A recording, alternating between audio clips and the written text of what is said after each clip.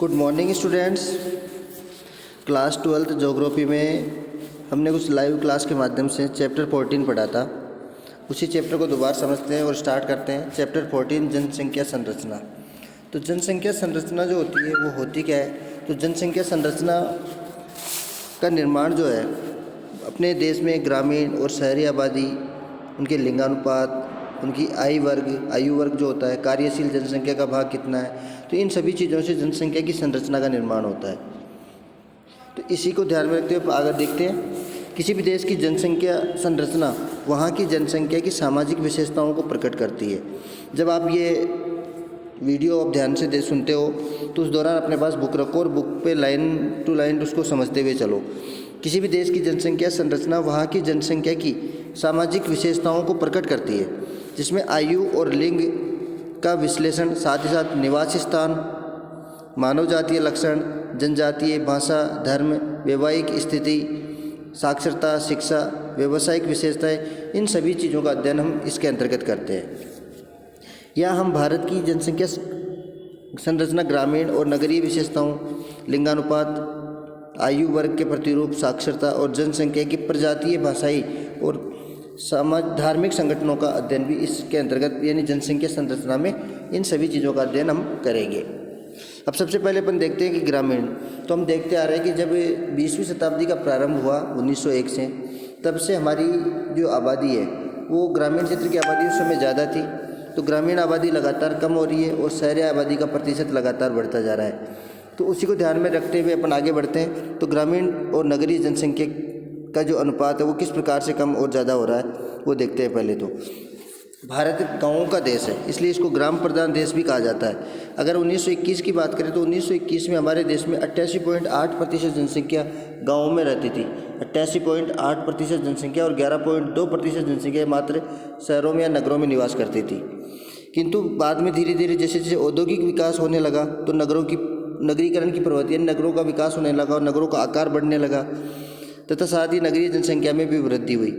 और ये हमें इस सारणी के अंतर्गत दिया हुआ है कि 1921 में जो जनसंख्या थी वो 11.20 थी नगरीय जनसंख्या, 1931 में 12% हो गई, 1941 में 13.80 हो गई, 1951 में 17, 30, 61 में 18, 71 में 19.90, 81 में 23.40, 91 में 25.70 और 2001 27.80। और वर्तमान हम जो आंकड़े देखते हैं 2011 की जनगणना के अनुसार, उसमें हमारे नगरों की जनसंख्या का जो प्रतिशत है वो 31.20%।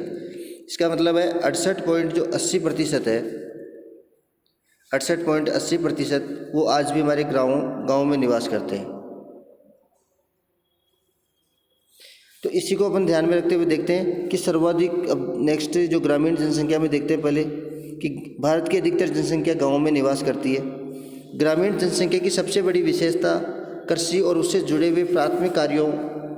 अब ग्रामीण क्षेत्रों में रहने वाले जो लोग होते हैं उनकी विशेषता यही होती है कि वो कृषि और कृषि से जुड़े हुए कार्यों पर ज़्यादा निर्भर होते हैं। उनकी आय का जो स्रोत है वो कृषि और कृषि से जुड़े हुए कार्य ही होते हैं।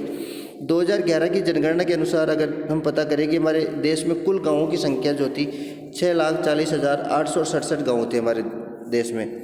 तो गाँवों की संख्या के आधार पर अगर देखा जाए तो सबसे पहले नंबर पर सर्वाधिक गाँव किस राज्य में पाए जाते हैं तो वो है उत्तर प्रदेश।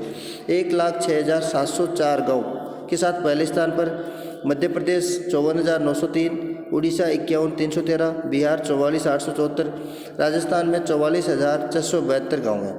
तो ये आंकड़े अपने को याद रखने कि सर्वाधिक गाँवों वाला राज्य उत्तर प्रदेश, राजस्थान में कितने 44,672 गाँव हैं, ये 2011 की जनगणना के अनुसार है। महाराष्ट्र में 43,663, पश्चिम बंगाल में 40,203, क्रमशः यानी लगातार घटते क्रम में सर्वाधिक पहले नंबर पर उत्तर प्रदेश, दूसरे पे मध्य प्रदेश, फिर उड़ीसा, बिहार, राजस्थान, महाराष्ट्र और पश्चिम बंगाल का नंबर आता है। उसी प्रकार ये तो थी गाँवों की संख्या के आधार पर।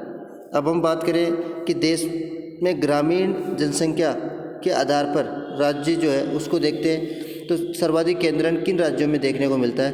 तो सबसे ज़्यादा ग्रामीण जनसंख्या रहती है हिमाचल प्रदेश में 89.96% के साथ पहले नंबर पे। फिर आता है बिहार जिसमें भी ग्रामीण आबादी ज़्यादा है। फिर आता है असम 85.92, उड़ीसा 83.32, मेघालय 79.92, उत्तर प्रदेश 77.72 तथा अरुणाचल प्रदेश 77.33। राज्यों में जनसंख्या, इतनी प्रतिशत जनसंख्या गाँव में रहती है। तो भारत में अगर देखा जाए कि भारत में सर्वाधिक गाँवों वाला राज्य कौन सा है, तो उत्तर प्रदेश, और भारत में सर्वाधिक ग्रामीण जनसंख्या वाला राज्य कौन सा है, तो वो है हिमाचल प्रदेश। बाद में ये तो ग्रामीण थी, अब देखते हैं हम नगरीय जनसंख्या। सन 1981 की जनगणना के अनुसार अगर देखा जाए तो भारत में विभिन्न आकार के, जैसे गाँव थे उसी प्रकार नगर थे 3245। कब? 1981 में, ज़्यादा समय नहीं हुआ। 1981 में हमारे यहाँ पे केवल नगरों की संख्या कितनी थी? 3245, जिनमें 19.50 करोड़ जनसंख्या निवास करती थी नगरों में। इस प्रकार देश की कुल जनसंख्या में नगरीय जनसंख्या का जो प्रतिशत अगर देखा जाए तो जनसंख्या का अनुपात 23.4% था। 23.4% 1981 में। ये देखो इधर 1981 में नगरीय जनसंख्या का प्रतिशत 23 सारणी में दिया हुआ 81, 23.4% ये वाला देखो। तो इससे अपने को पता लगेगा कि 1981 का जो प्रतिशत है वो कितना है? 23.4, ये वाला देखो। तो इसी प्रकार अपन देखते हैं, तो इस प्रकार 1981 में हमारे नगरीय जनसंख्या या नगरों का जो 3245 नगर थे, धीरे धीरे इसमें नगरों का आकार बढ़ने लगा और नगरों की जनसंख्या भी 20वीं सदी के प्रारंभ में, सब शुरुआत की बात करें तो नगरों में बसने वाली कुल जनसंख्या मात्र 1.99 करोड़ थी। 1.99 करोड़ जनसंख्या केवल नगरों में रहती थी। कब? 20वीं शताब्दी के प्रारंभ यानी 1901 की अगर बात करें तो। अब इस आरेख के माध्यम से दर्शाया गया है कि पिछले 100 वर्षों में नगरीय जनसंख्या में जो परिवर्तन हुआ है उसको दर्शाने का प्रयास किया गया है। अब इसमें नीचे तो क्या दिया हुआ है? वर्ष दिए हुए 2000, ये वर्ष देखते तो लगातार कुछ वर्षों तक, यानी अगर बात करें 1901, 1911, 1921, तो इस प्रकार से धीरे धीरे जनसंख्या में ज़्यादा परिवर्तन जो हुआ वो 1901 के बाद में 1911, 21, 31, 41 तक भी फिर भी सामान्य था, लेकिन 51 जैसे आए तो 51 से हमारा जो ग्राफ है ऊपर की ओर बढ़ने लगा। 61 में और ज़्यादा ऊपर चला गया, 71 में और ज़्यादा चला गया, तो धीरे धीरे जनसंख्या लगातार बढ़ती रही। अभी इस आरेख को अपन देखते हैं आगे कि आरेख 14.1 है उसमें स्पष्ट है कि 1931 तक नगरीय जनसंख्या की वृद्धि प्राकृतिक वृद्धि के समकक्ष थी, यानी प्राकृतिक जो नेचुरल वृद्धि है वो उसके समानांतर चल रही थी।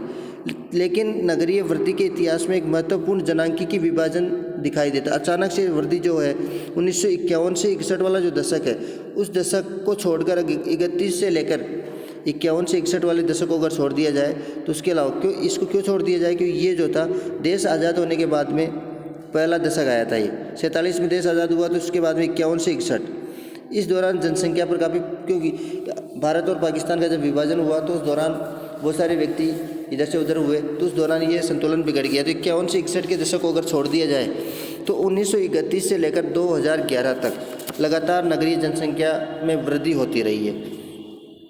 उसी प्रकार अगर देखा जाए कि नगरीय जनसंख्या राज्य स्तर 2011 के अनुसार, तो सन 2011 में भारत में नगरों की कुल संख्या 1931 में 3245 नगर थे, जबकि 2011 में कितने हो गए? 7935 नगर हो गए। नगरों की संख्या के आधार पर अगर देखा जाए तो सबसे ज़्यादा नगर जो है तमिलनाडु में, फिर उत्तर प्रदेश में, मध्य प्रदेश, महाराष्ट्र, कर्नाटक, गुजरात और फिर राजस्थान का नंबर आता है। तो राजस्थान में मात्र 185 नगर बताए गए 2011 की जनगणना के अनुसार। 2011 की जनसंख्या की संरचना में नगरीय जनसंख्या का उच्च प्रतिशत दर्ज करने वाले, यानी नगरीय, जैसे अपन ने देखा था कि सर्वाधिक ग्रामीण जनसंख्या वाला राज्य हिमाचल प्रदेश, तो उसी प्रकार सर्वाधिक नगरीय जनसंख्या वाला जो राज्य है वो है मिजोरम, जिसमें 51.51% जनसंख्या नगरीय है। न्यूनतम हिमाचल प्रदेश 10.4%, देश के तमिलनाडु में 48.45, केरल में 47.72, महाराष्ट्र में 45.23, गुजरात 42.58, कर्नाटक 38.57 तथा पंजाब में 37.49 जनसंख्या गाँवों में, ग्रामीण क्षेत्रों को छोड़कर नगरों में निवास करने लगी। और इस कारण से नगरीय जनसंख्या जो वृद्धि है उसके लगातार वहाँ पर जनसंख्या बढ़ती रही और उसके नगरों का आकार भी बढ़ने लगा।